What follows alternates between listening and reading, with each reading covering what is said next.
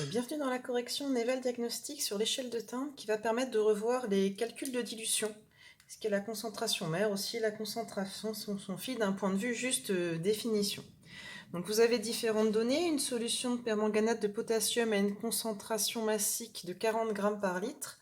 Je vais baisser un petit peu pour que vous voyez mieux. Zoup, là. Ça devrait être déjà bien mieux ainsi.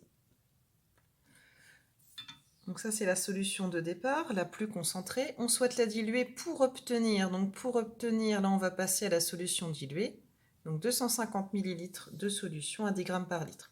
Pour répondre à la première question, il faut déjà savoir que la solution mère est la solution la plus concentrée. Par conséquent, la concentration mère est toujours plus grande que celle de la concentration fille. Vous avez donc une concentration mère à 40 grammes par litre et une concentration fille à 10 grammes par litre. Les 250 ml se réfèrent à la solution de 10 grammes par litre, donc votre volume fille est de 250 ml.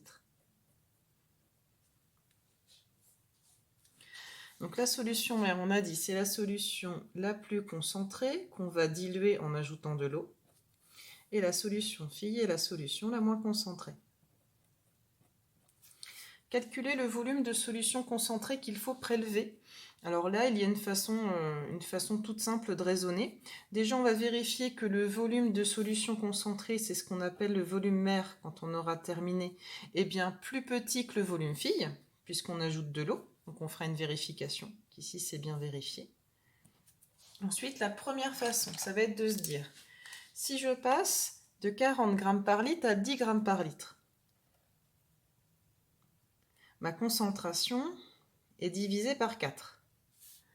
Par conséquent, il faut donc que j'en prenne 4 fois moins. Donc dans ce sens-là, je divise par 4 aussi. Donc la méthode numéro 1, qui sert surtout en TP, ou quand les chiffres, les valeurs sont faciles, comme là.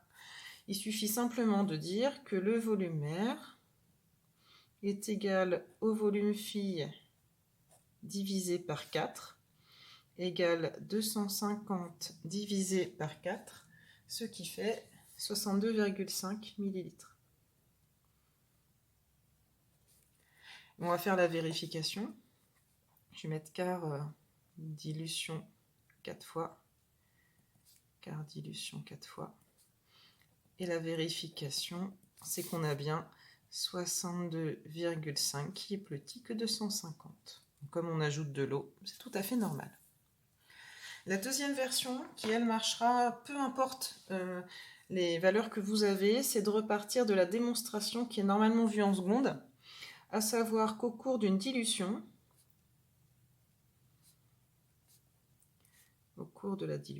je ne fais que rajouter de l'eau. Par conséquent, j'ai la même masse de soluté dissous dans ma solution mère que dans ma solution fille. Si je devais faire un petit schéma, vous avez votre fiole ici, ça c'est votre solution mère. Dedans, vous avez une certaine quantité d'espèces dissoutes, de soluté, que je représente ici par 5 points.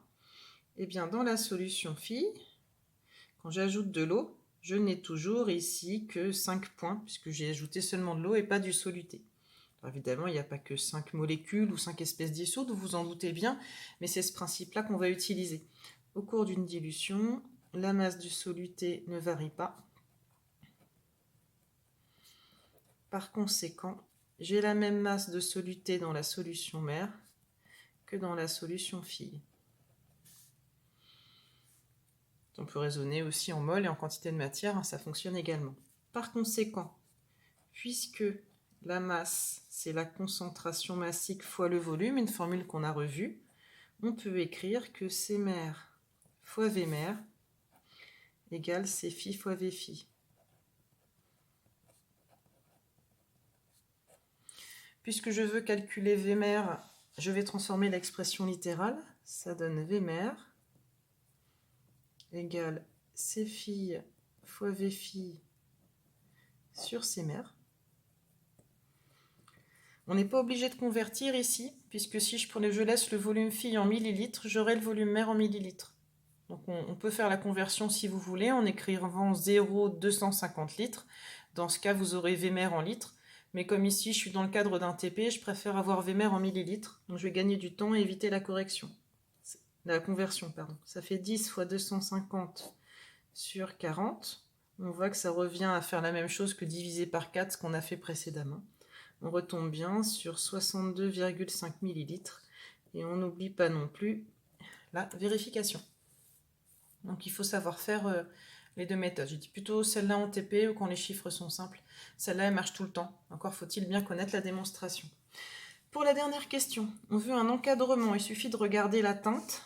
Si je regarde la teinte de la solution A, je la placerai volontiers ici. Parce que quand on fait une échelle de teinte, on ne tombe jamais exactement sur la même teinte qu'une des solutions étalons, puisque d'un point de vue vocabulaire ici, vous avez ce qu'on appelle des solutions étalons, des solutions de concentration connues.